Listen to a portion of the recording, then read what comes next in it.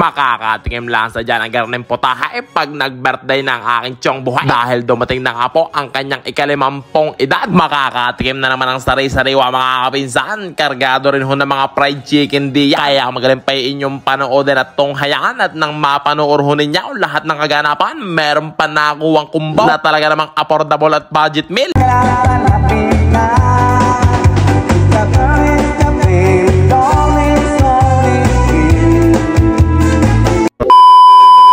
Na yun mga kapinsan, walang jaw. Aray nga po, maaga nga po pala nagtipon-tipon ng aking mga pinsan at mga tiyo. Hindi na dahil dumating na nga po pala ang birthday ng aking tsubuhay. 50th birthday nga po pala niya, kaya humaaga kami rining abala. Ngayong kaarawan na rin po, lulutuin lahat ng potahe. Pero yung iba naman po templado na kahapon pa. Naglagot nga po pala din ng 50 manok, tapos meron din humbaka. Bago nyo nga pala tuluyan panoodin tong video na to, pwede ka po muna makaalambing sa inyo kahit like and follow lamang po ng ating Facebook page, Kapinsan TV. Maraming salamat na po agad sa mga magla-like at magfa-follow riyan. Paki-comment na rin po kung kayo mga taga-taga saan at nang malaman ko naman po kung taga-taga saan bagang ating mga manonood. Maraming pong salamat. Huwag nyo na rin pong kalimutang share tong video ito para mas marami pa makakita. Sa puntong aring nga po ay nilalagyan na ng Mamacita's Caldereta Mix ang kalderetang baka.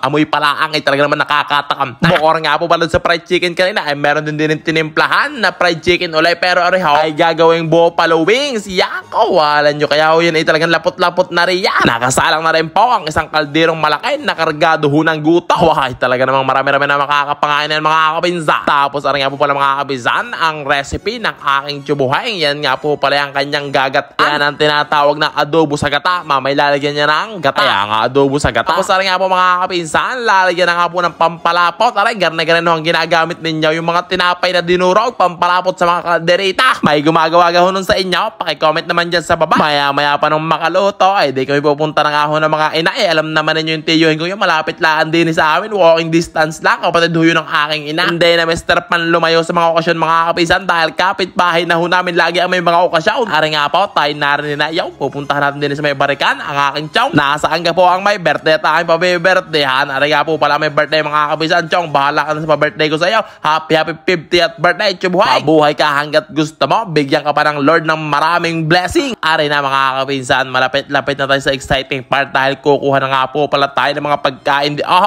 Ay talagang mahaba rin hong pinilahan sa dyan mga kapinsan. Napakarami rin hong pagkain. Mga kakanin ay kargado. Ari na mga kapinsan, kukuha na tayo ng pinggan. Kukuha na lang tayo ng kaunting kanin dahil masakit ho ang aking lalaugan sa tuloy na buhay. Ako hindi makakalunok ng husay. Tonsilo ako mga kapinsan nung oras na rin, kaya ako hindi ito umakakuha. May tonsil pagkahintay yung isa dahil mong inupa kapinsan. Kadali ko yata ng malamig mga kapinsan na nakit nakakain tonsil pero ganun pa man ay garni pa rin karami ang kakainin. Allah, walang sakit-sakit pagkagaling gutom na.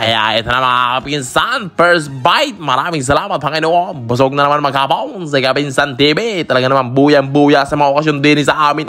Wala na akong kaubusan. Garni-garin ho sa inyong probinsya. Maya't may okasyon. Tapos na rin nga po pala mga kapinsan ang mga bisita. Meron pang nasitang kumbaw. Nag-iisa, panoorin niya.